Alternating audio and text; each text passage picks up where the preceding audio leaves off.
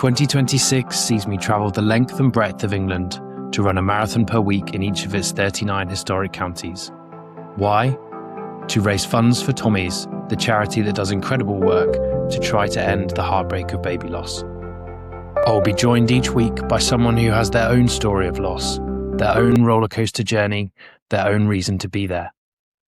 This podcast shares those stories in the hope that they can bring awareness to an often undiscussed topic and even, perhaps, a flicker of light in someone's darkness. You can follow the runs, the stories, and donate to the cause at marathonsformiracles.com. Enjoy. Hi, welcome to week 36, Marathons for Miracles. The end is in sight, but lots more to do in the meantime. Someone said to me at the weekend, we were actually having lunch after the Buckinghamshire run, and someone said, "You've only got 4 more marathons to do. That's fantastic." And someone sitting next to them said, "You go and run 4 marathons in 4 weekends." So, yeah, I guess we have to remember that there's still a bit of work to do, but we had a great weekend in Buckinghamshire, really nice route. Actually, the guys I was running with, Sean and Andrew, who was with us for the majority, we were running around. This is somewhere they'd grown up, and they're like, "Why did we never come here when we were younger? It's so pretty."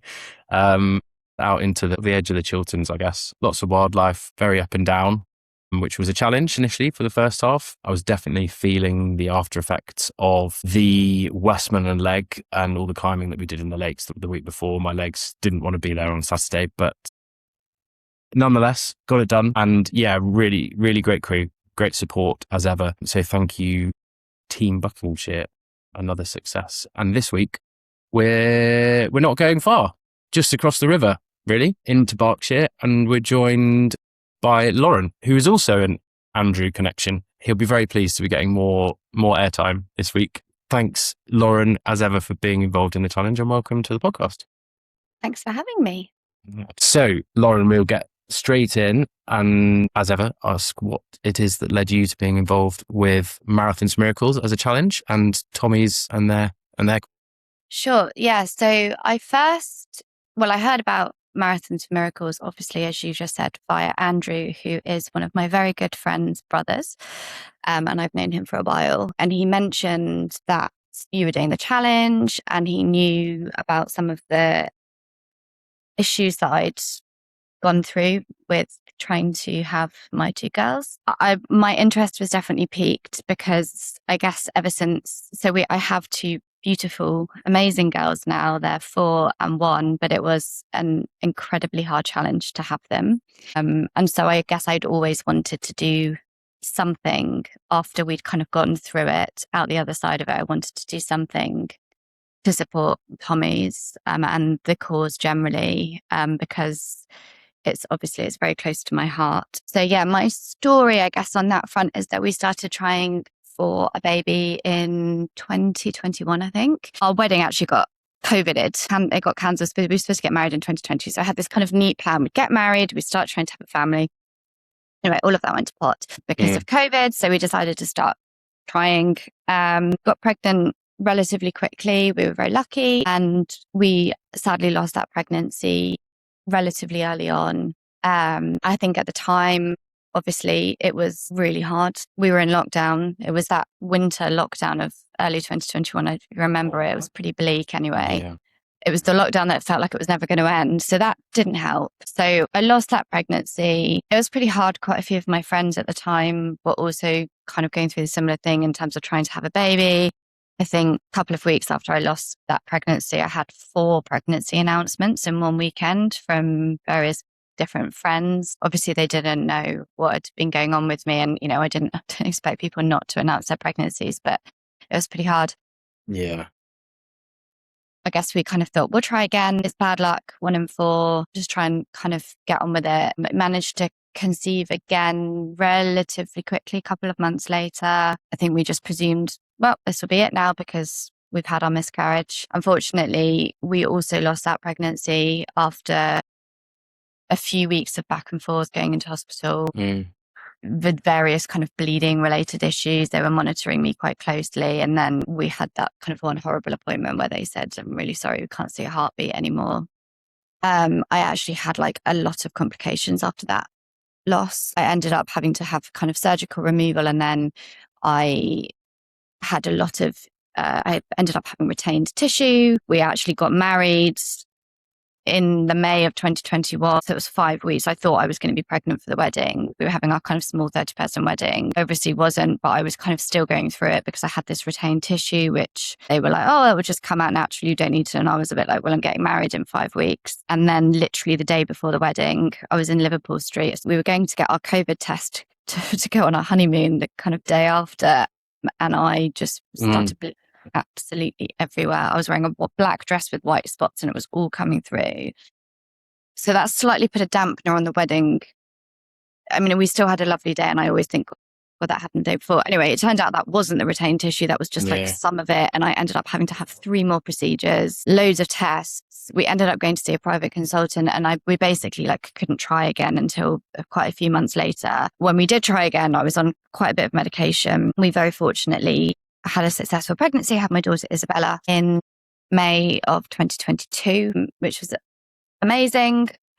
We obviously knew we had had issues the first time round, so we started thinking about trying to have another one like pretty soon, to be honest. We went back to the doctor we'd been seeing. He did all the tests again. He said, yep, you've still got this autoimmune condition. He diagnosed me with heart. I don't know how many people that you've run with or you know who've had this, but I got diagnosed with high natural killer cells. So my body was basically attacking pregnancies. And we weren't 100%. No, that's not.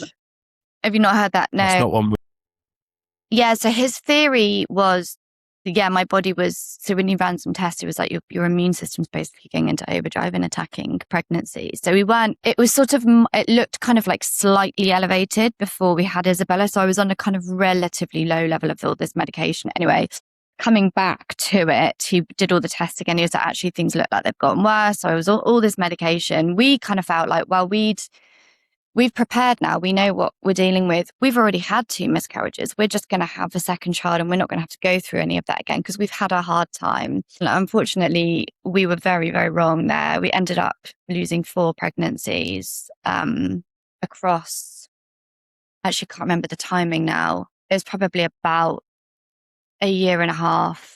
We lost 4 pregnancies. In and amongst those, I had another miscarriage. So one that had progressed to about 8-9 weeks. Looked like it was actually potentially a twin pregnancy. Had a heartbeat 1 week, went back a couple of weeks later and no heartbeat. So I had to have surgical removal there. And obviously it wasn't just the losses, it was the accumulation of the losses. It was the compounding impact of every single one. And then feeling like I needed to hold it together because I already had a child and that I should feel grateful and lucky that I had that child. It was really hard. It was one of the hardest times of my life. It's not easy, honestly, to talk about. We've eventually managed, we tried various different medication, what's the word I'm looking for? Combinations. We tried different combinations. And I ended up going on some steroids. And then we conceived Heidi. Actually, to be honest, we weren't actually she was a little bit of an accident in the end, which was amazing because I was coming back from Lucy Andrews' sister's Hendy. It wasn't, sorry, scrap that. It wasn't, I was with Lucy. It was another friend's Hendy. And I got the call and they said, you can't try this cycle. We need to put you on some more medication. And I was like, oh, that was fine. And then a couple of weeks later, I started being sick in the car on the way back from the airport. And I was like, this is weird. And then I found out I was pregnant. And then obviously I was really panicked because I hadn't been on any of my medication that I was supposed to be on. Anyway, I got it all. I went to the clinic, had all the injections I needed to have. And then somehow, miraculously, that pregnancy stuck. And we had Heidi last March in 2025. And it was a planned a C-section. It all gone a bit wrong with Isabella. Planned a C-section. I was very, very panicked about my immune system continuing to attack my pregnancy. It looked like my placenta with Isabella was quite bad. And my doctor said, you had quite a small baby. It might be that your body we need to keep quite a close eye on you. So I was under consultant care. Anyway, had this C-section booked in for the Friday. Had all these plans. We obviously hadn't done anything. We thought we had 3 days. And I went into labour on the Tuesday night. And then I had Heidi on the Wednesday, which was a lovely, amazing surprise. Delivery that I hadn't necessarily been preparing for at all. So it was tough. And yeah, that's kind of, I guess that's my story. That's interesting in this. It was a really tough time in our life. We felt fortunate that honestly we were able to go and find the care that we needed through them privately. Very aware of how people can't do that. I follow a lot of people on various kind of social media channels going through recurrent loss. I always try to comment if I can, if anybody's looking for advice or types of things to get tested for, types of treatment. I've posted a lot about it on my own socials because I always think for me, it was being able to talk to other people who were going through it and to share things really helped me. And so I like to think that, I have a few people have reached out to me over the years, and obviously now I'm doing this, sort of try to be as open about it as I possibly can be, to sort of maybe pass on what I did, just to share my experience and to let other people know that they're not alone.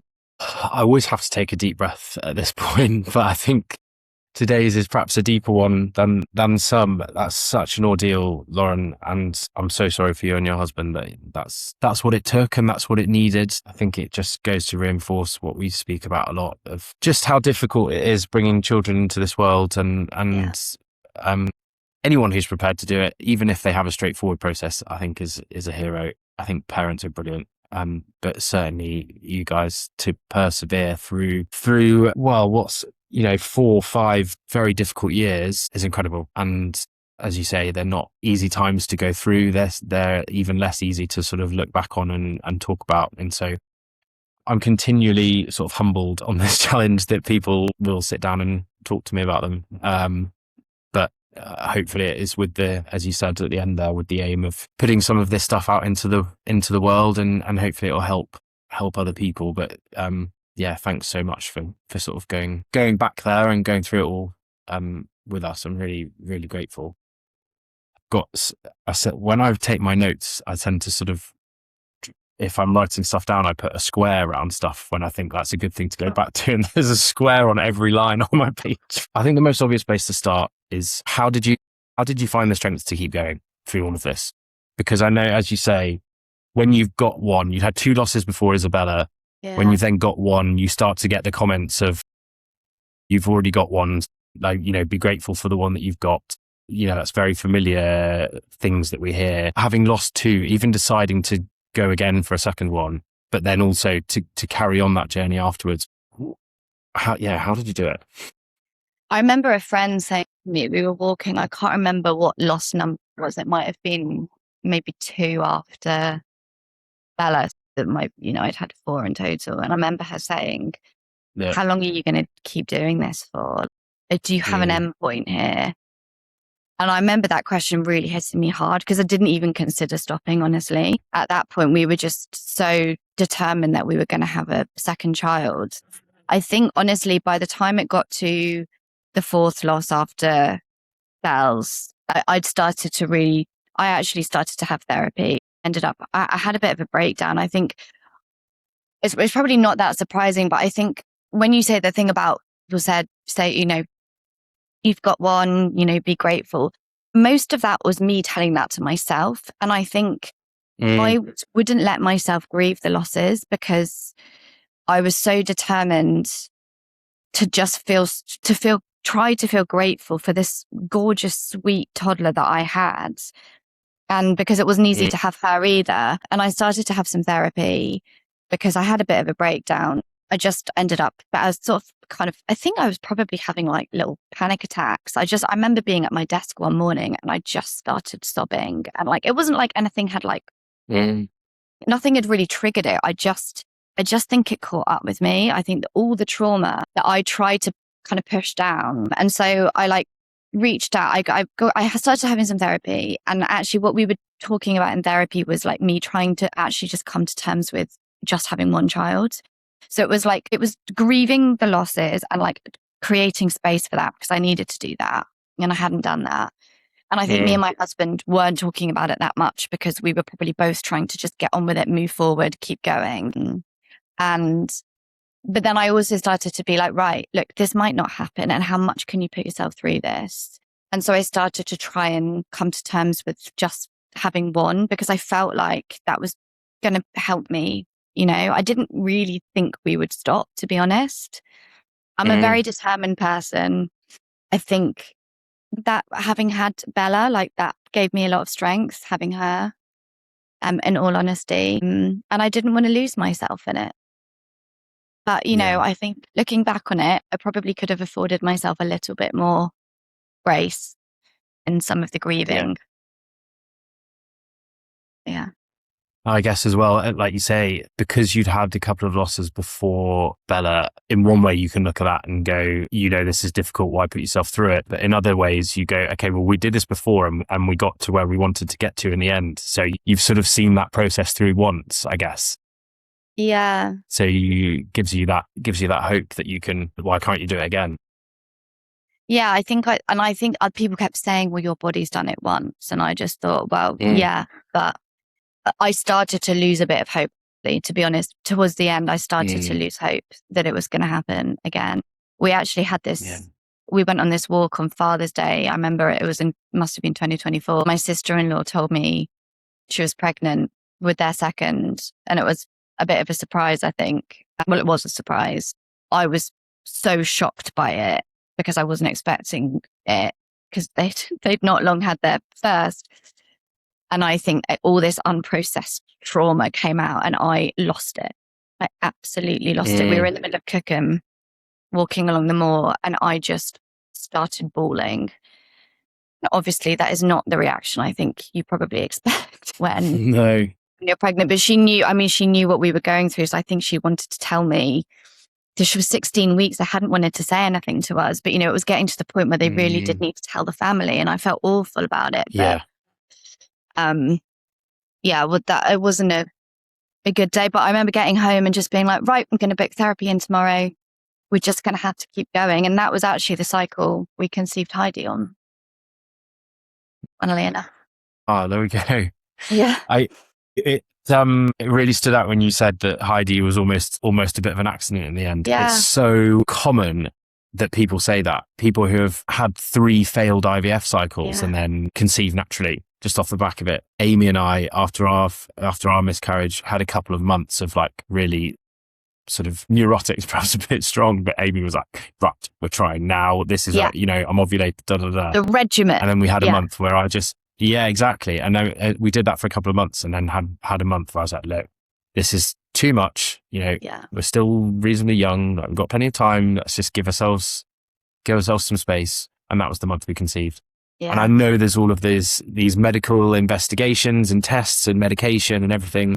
It would be impossible to do some sort of psychological study into conception, I'm sure, because I guess as soon as you start studying it, you're automatically making it a focus, aren't you? But if there's anyone out there who wants to do this study, I'd love to, well, we're not trying anymore, but I'd love to be involved in some way because I think it would be fascinating. The number of times, we've had it happen too many times now, and we've only had 36 conversations or 33 conversations, and the number of times it's happened just in the people we've spoken to, it's too much to be a coincidence. There must be some science in it. I know loads of people.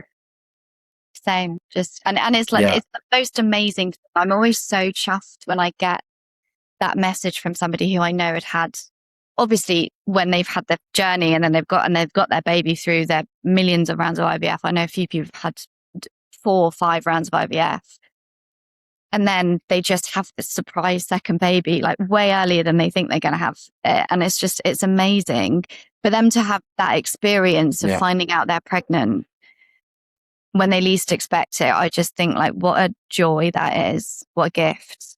And really honestly, it was really nice after everything we'd been through to kind of have a little bit of that ourselves. We could always get pregnant. Obviously I've been pregnant 8 times. That's not the challenge for us, but it was really nice that it was a bit of a surprise. And it was also a bit like, well, I haven't been on any of the medication. This probably isn't going to work. I sort of was a bit honestly quite chilled out about it. And also what was really nice is the week before, my sister had told us she was pregnant. So my sister had a baby. She'd had a miscarriage. She was struggling to get pregnant again. And she told our family on that holiday that she was pregnant. And then I got home, literally the day we got home, I found out I was pregnant with Heidi and the babies were born a week apart. It was amazing. Oh, amazing. That's so nice. The first cousin has arrived in our family and he's, what's he, like 3 months younger than Rupert, our youngest. So that's going to be really nice. But like literally within a week is so cool. They're going to be besties. That's going to be great. It's really cool. Yeah, there's just, I guess it's all, I think it makes sense, doesn't it? Cortisol is bad for your body, makes your body not want to do things that it should do, stress, all that sort of thing. So maybe the more you get into it and more focused on it you are and the more stressed you are about it, perhaps there's quite a simple medical explanation. Yeah, maybe. It just we're makes sitting sense. here going, oh, isn't it strange? But actually it's just not. Yeah. Having said that, one of the things I've put a box around here is you mentioned with your first successful pregnancy, so with Isabella, because of the procedures and difficulties that you'd had with your second miscarriage, that you were then on quite a bit of medication. Then was that focused on helping you get pregnant or helping a pregnancy to be successful? And I guess the rest of my question is, do you think in some ways you were perhaps in a weird way were fortunate that you had the issues because then you had more attention and you were perhaps on some drugs that helped things to then be a success afterwards that you might not have had otherwise? Yeah, actually, no. So when I had the second when I felt like I was having the second miscarriage, we went and found a consultant it was somebody I knew had gone through recurrent losses, and they put me in touch with this guy called Dr. Shahata, who's based out of the CRP clinic in Epsom. Mm-hmm. And he does a lot of work on particularly your body's immune response to pregnancy. So we'd already basically booked in with him. I won't lie, we did not get great care from the NHS going through that second miscarriage. There was a lot of wait and see, we'll leave it and see. I obviously was, as you just said, you and your wife have been there before. When you have a loss, one of the things that you do to get over it is to say, let's try again. We just want to try again. Let's just get pregnant again. Back in the process.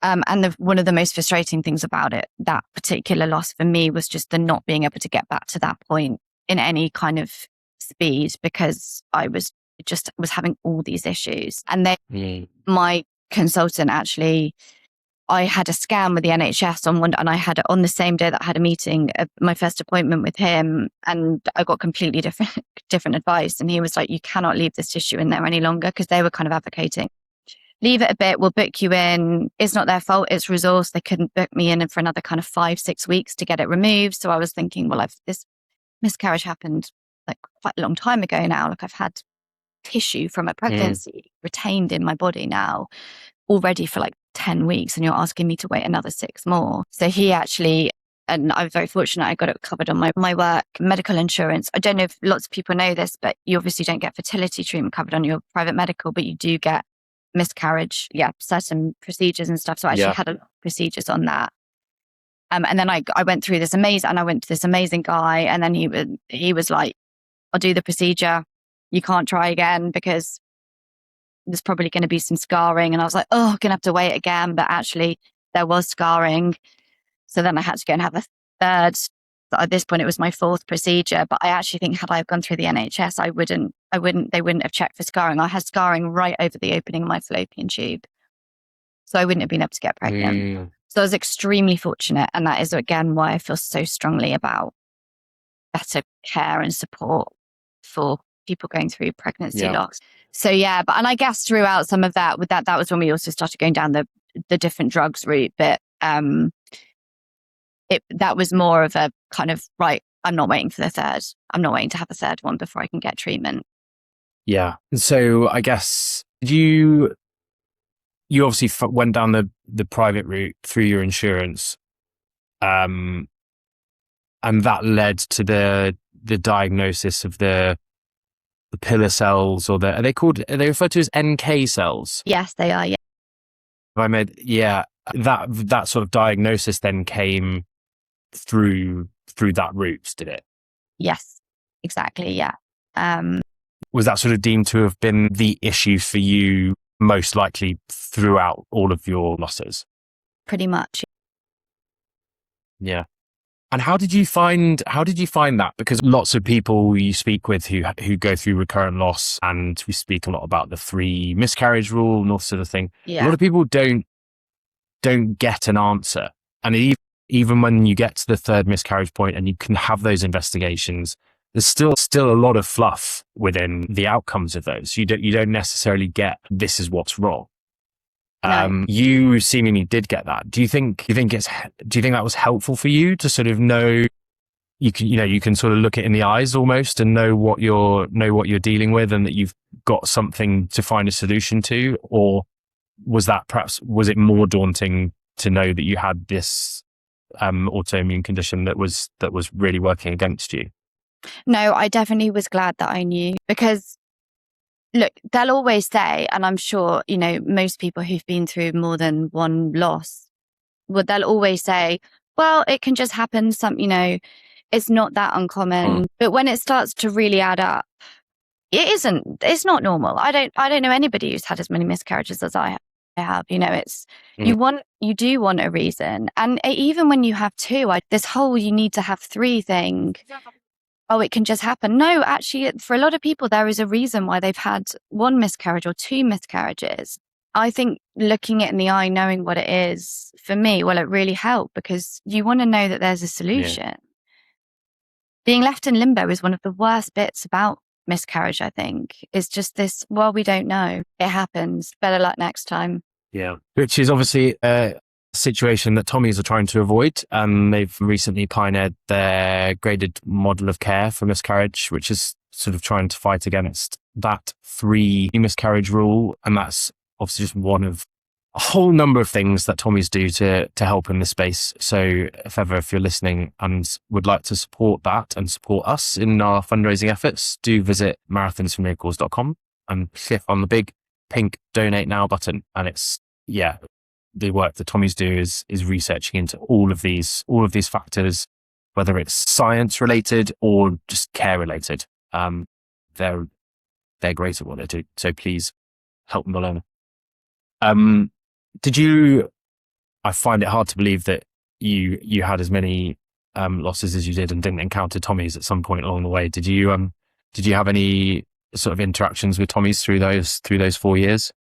Oh yeah, loads. I mean, that's the main resource that I used at the beginning, to be honest. And then mostly I used it for resource. I always felt like we had, to be honest, we could afford to go and see a private consultant. So I never wanted to use up services that I felt were important for other people going through what we were going through. But I know, again, based on kind of various people that I follow, I know how much they do to support.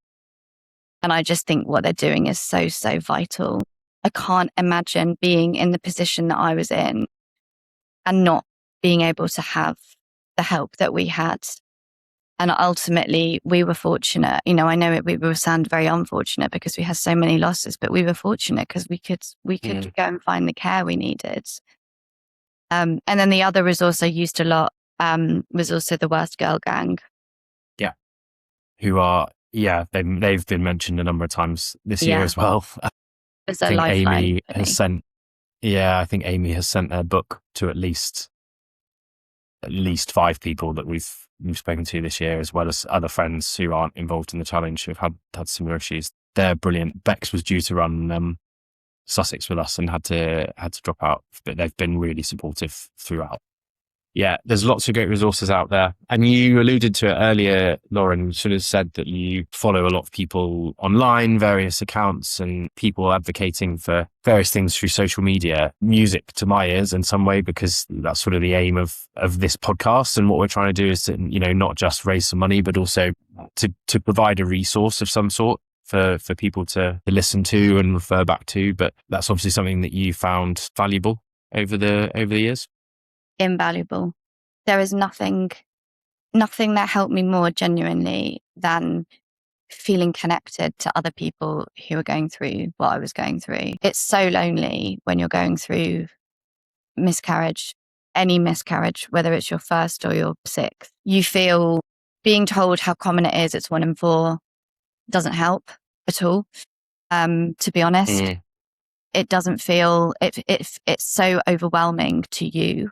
It's so momentous in your life that actually the only thing that helped was speaking to other people. I had a few friends at the time going through either who'd had miscarriages or who were going through fertility treatment, failed IVF, etc. And it was a complete lifeline to me to just know that I wasn't alone. It's hard, I'm sure other people have talked about this. It's difficult in friendships, going through, we're all in a lot of us are kind of all going through sort of trying to have children at a similar time. And some people have a very easy journey of it, and some people have a very tough journey.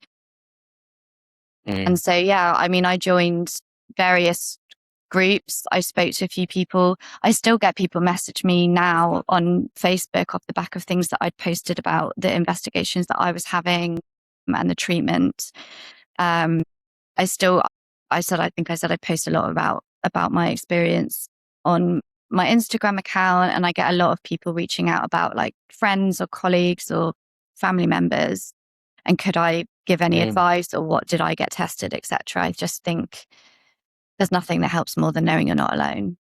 Yeah, I think, and also, as you mentioned earlier, I can't remember who it was we were speaking to earlier in the year, but one of the most valuable things that Tommy's have done for them, and things like what you've just been talking about, posting about your experiences, the NHS isn't necessarily great at being forthcoming, I don't think. No. I think the care is there, but you don't, you sometimes, if you just get that person on that day who's got 100 other cases to deal with, and you get what you need and nothing more sometimes. I think what having these stories and these experiences out into the world does is it gives, I think the term that was used in the comments, I wish I could remember who it was we were speaking to, but she basically said that she'd been given by Tommy's just like a checklist of, when you go and see your GP, you tell them that you need A, B, C, D, and sort of don't take no for an answer, because we're not medical experts. We're not medical professionals. We don't necessarily know what can be done and what should be done. And so it's about arming people in these situations with the knowledge to go to their medical professional and say, what about this? What about this? And they then have to give you a valid rebuttal, if you like. And if there isn't one there, then you can, okay, cool. Well, let's do that then. And I think that's so important.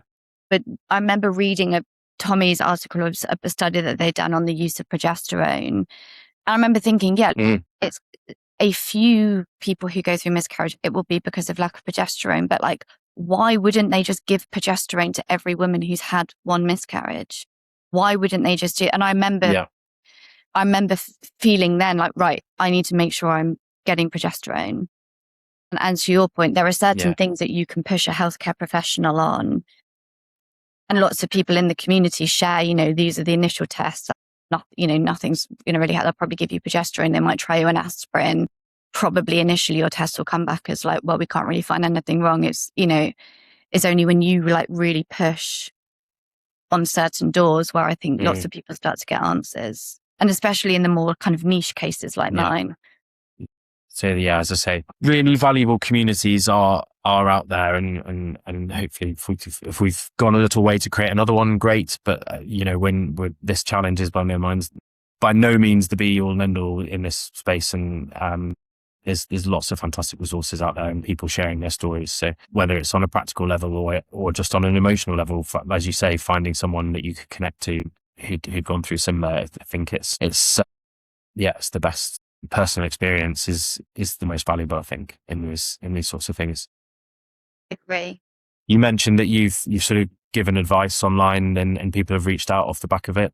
We always ask this, sort of what would your advice be to someone going through something similar to you? What's some of the things that you've put out that have resonated with others over the last few years? Mostly don't take no for an answer.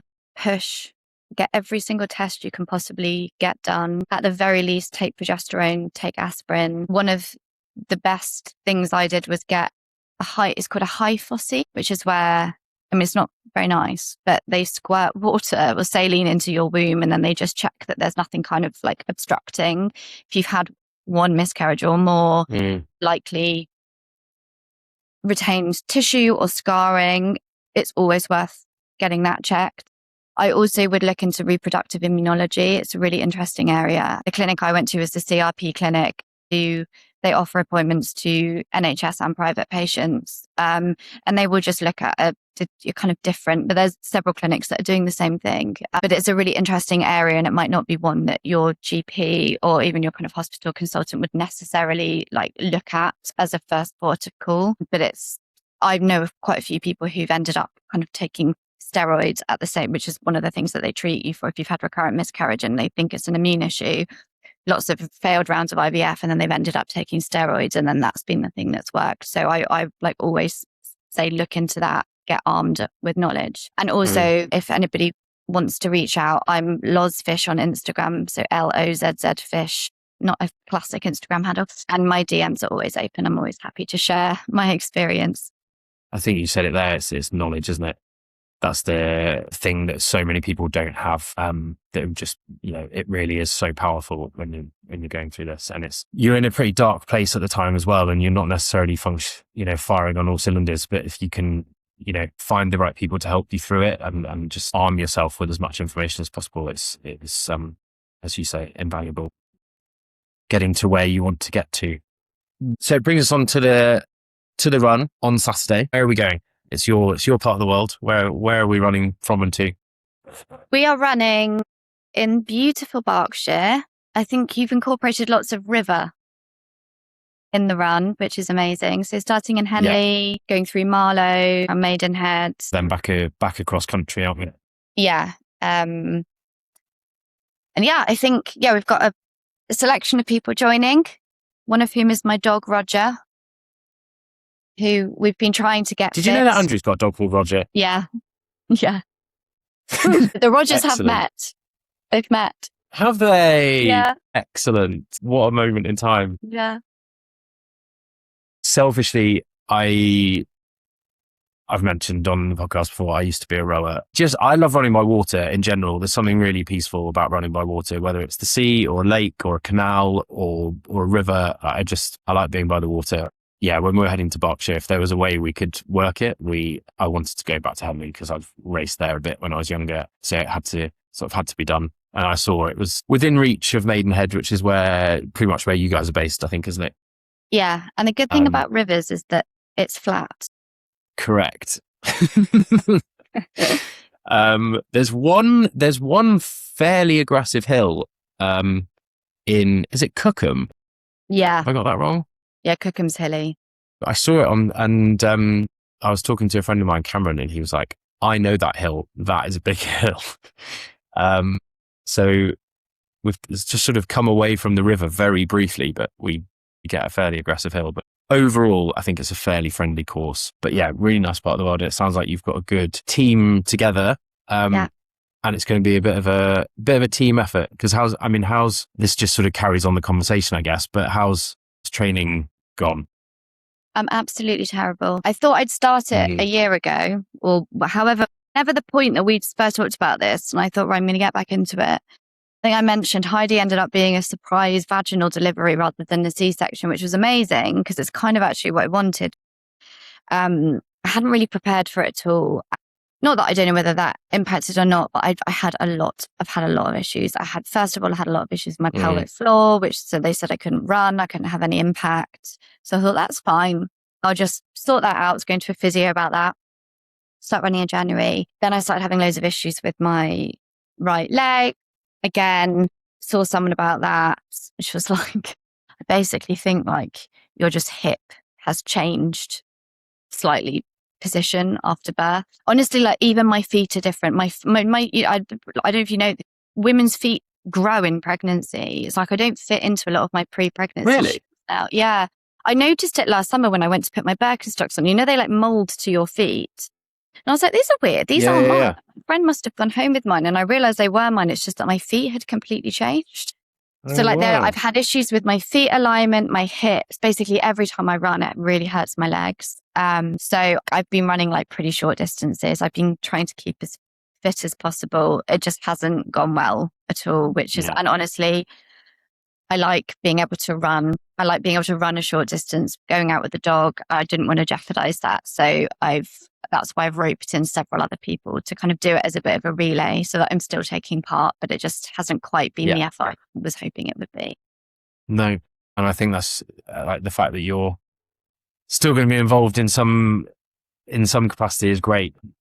I would fully understand if you've said, look, this is too much and I'm not going to, running isn't good for me anymore. But no, we love a team effort on this challenge. And there's a couple of my pals that are going to come along as well.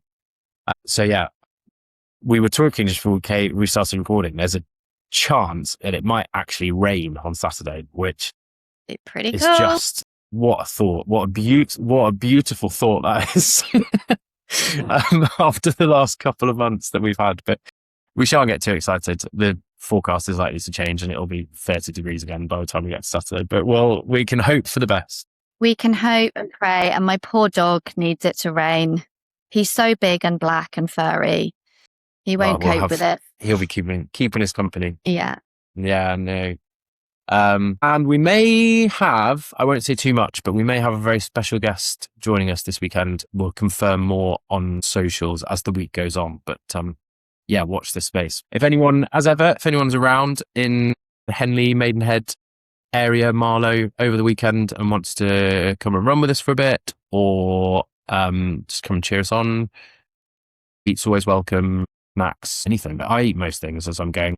Pretty much just a grazing exercise as much as anything else. But yeah, we appreciate a cheer. We appreciate a bit of support on the way around. It would be lovely to see you all.